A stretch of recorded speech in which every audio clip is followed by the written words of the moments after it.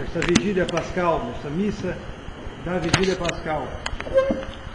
É tirado do Evangelho segundo São Mateus, capítulo 28.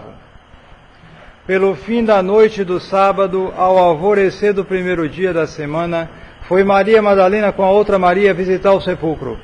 Eis que se deu um grande terremoto, porque um anjo do Senhor desceu do céu e, chegando-se ao sepulcro, afastou a pedra e sentou-se em cima dela. Seu aspecto era como o de relâmpago, e sua veste era branca como a neve. Os guardas, quando o viram, ficaram apavorados e como mortos. O anjo, porém, disse às mulheres: não vos amedronteis, sei que procurais a Jesus, que foi crucificado. Não está aqui, porque ressuscitou como havia dito. Vinde ver o lugar onde fora deitado o Senhor. Ide rápido dizer a seus discípulos que ele ressuscitou, e que vos precederá na Galileia, onde o vereis. Eis que eu vou-lo anuncio. Podem sentar-se. Em nome do Pai, do Filho e do Espírito Santo. Amém. Primeiramente, as nossas saudações da parte do Mosteiro de Nossa Senhora da Fé e do Rosário aos fiéis por este dia de Páscoa.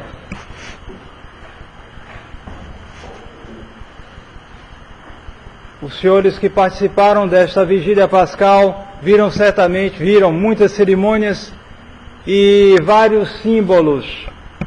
E por isso vale a pena explicar alguma coisa rapidamente para que vocês possam entender melhor o significado desta longa cerimônia, que é a maior e a mais importante do ano litúrgico.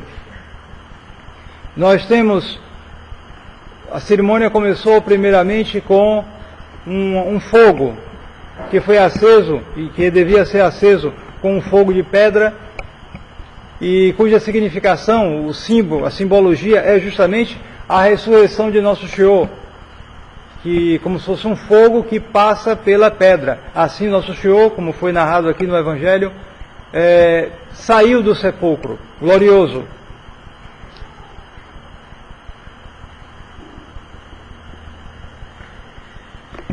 Depois se tem outro símbolo, que é o do Círio Pascal. O Círio Pascal, que primeiro está apagado, depois é aceso, e começa a procissão com ele aceso. Esse Círio Pascal simboliza Nosso Senhor. Os grãos de incenso que são postos no círio simbolizam as chagas de Nosso Senhor, ou também os perfumes com os quais Nosso Senhor foi ungido para a sepultura. Depois os senhores viram na procissão 3 paradas, uma à entrada da igreja, outra no centro, no meio do átrio da igreja, e depois uma já no coro, nas quais se disse 3 vezes Lumen Christi, Deo Gracias, quer dizer, a luz de Cristo, graças a Deus.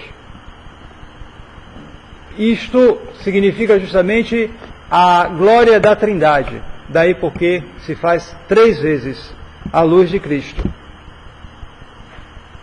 Depois de se cantar a glória da Trindade com os 3 Lumen Christi, então se começou o Precônio Pascal. No Precônio Pascal se canta especialmente a glória do Verbo encarnado, Nosso Senhor Jesus Cristo. Depois houve 4 leituras. Na leitura o objetivo justamente é a instrução. Por que isto? Porque essa cerimônia vem desde os primeiros tempos da cristandade. E nos primeiros tempos da cristandade havia 2 coisas. Primeiro, muita perseguição, e depois, muita conversão. O contrário de hoje. Hoje todo mundo mole e todo mundo se perdendo.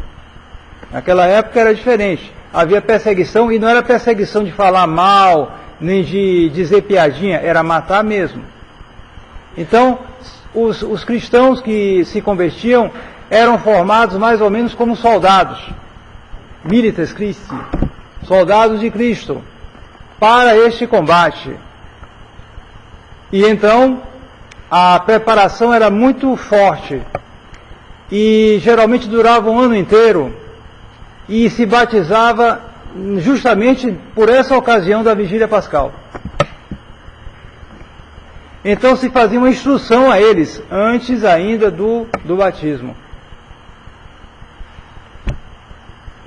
E por isso, depois nós temos a renovação das promessas do batismo que todos vocês fizeram.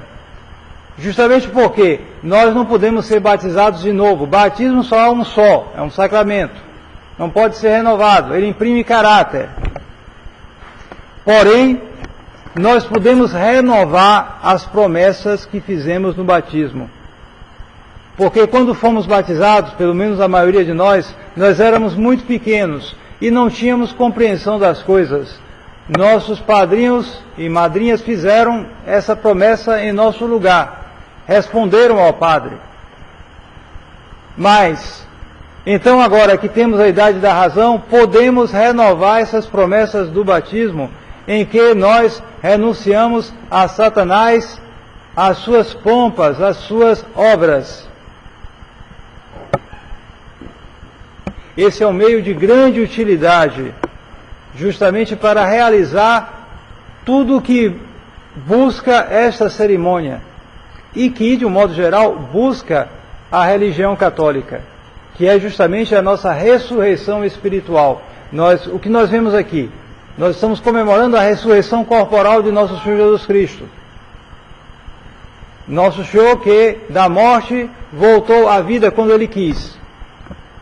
E o que nosso Senhor quer é realizar, pela sua graça, que nós saiamos da vida de pecado para a vida da graça, que é uma vida em que nós participamos da vida do próprio Deus por nosso Senhor Jesus Cristo. Nosso Senhor Jesus Cristo morreu na cruz justamente para nos obter essa vida, porque se Ele não tivesse morrido, não adiantaria nenhum dos nossos esforços, filhos da ira que éramos por causa dos nossos primeiros pais e do primeiro pecado do nosso pai Adão. Então, nosso Senhor morreu na cruz para nos obter isto, e é o objetivo dele. Ele quer que nós morramos então para o pecado, para a vida do mundo, e vivamos para a vida de Deus, a vida da graça. Por isso é importantíssimo a renovação das promessas do batismo. É preciso que isso seja muito efetivo, muito prático, muito concreto e claro nas nossas vidas. É preciso que isso seja assumido com muita honestidade, e que a honestidade não seja só o fato de alguém dizer que nunca roubou e nunca prejudicou ninguém, que não deve nada a ninguém. Isso é alguma coisa, mas não é o principal. A honestidade primeira, que é a base da honestidade para com os homens, é a honestidade para com Deus. E nosso Senhor justamente quer que nós façamos esta renúncia muito claramente, e que isso se reflita na nossa vida do dia a dia. Quando renunciamos a Satanás, às suas pompas, o que quer dizer uma pompa? Uma pompa é uma ostentação. Satanás não sai por aí ostentando, mesmo porque se ele se mostrasse claramente, todo mundo saía correndo. Mas ele ostenta através dos homens perdidos. E essa ostentação pode, e muitas vezes, atrai o ser humano. Essas pompas são o quê? É a riqueza desmedida mostrada para todo mundo, são os prazeres da carne mostrados aí, as imoralidades, as perversões e outras muitas coisas que são mostradas como coisa boa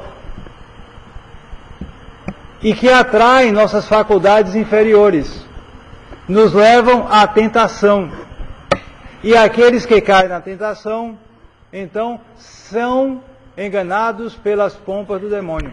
E as obras do demônio são justamente todos os maus exemplos que são praticados pelos homens, em geral pelos homens que estão a serviço do demônio. Porque, como o próprio demônio disse a um santo muito penitente, ele disse que ele não... Você faz jejum, eu sou melhor do que você, nunca como. porque o Satanás é um puro anjo, né? É um anjo, um puro espírito. Você pratica castidade, é impossível pecar contra a castidade porque ele não tem corpo. Satanás não tem. Só uma coisa que ele não consegue fazer é de se humilhar diante de Deus. Isso ele não pode. Mas as outras coisas ele não faz. Porém, ele põe os homens para fazer, insuflando neles o espírito de rebeldia. A partir da rebeldia, vêm as outras coisas. Toda a revolução começa aqui, na cabeça. Espírito de dependência, etc. Daí passa para as outras coisas. Então, nosso Senhor quer justamente nos inculcar, através de todas essas cerimônias, a necessidade da nossa ressurreição espiritual. É preciso que isso seja efetivo, que isso seja continuado, que haja perseverança, que haja muita força de resolução nessas coisas, muita seriedade, muita honestidade, porque nosso Senhor nos cobrará e, em particular, cobrará muito fortemente de nós, que temos a graça da integridade católica, o que a grande maioria perdeu, justamente porque com tantas infidelidades, nosso Senhor permitiu tudo isso. Se o mundo está acabrunhado de males, a culpa é dos homens. Pelo amor de Deus, não caiam na suprema insolência, insensatez de querer atribuir algum mal a Deus. Nosso Senhor permite por causa dos nossos pecados. Pois bem, nosso Senhor, por uma graça incompreensível, fez com que grupos aqui e ali, em particular aqui no mosteiro, conservem a integridade da fé católica, possam compreender isso claramente. Mas atenção, se Ele nos deu essa graça imensa, a cobrança será maior. Então aproveitemos enquanto é tempo. Cortemos com as ocasiões e com os atrativos do demônio, porque não sabemos por quanto tempo estaremos nesse mundo, seremos cobrados e cobrados mais seriamente. Então, que esta festa da Páscoa seja justamente uma festa em que nós nos fortaleçamos e que nossas resoluções sejam realmente de mudar de vida. Porque se nós tomarmos as medidas, a graça de Deus não faltará.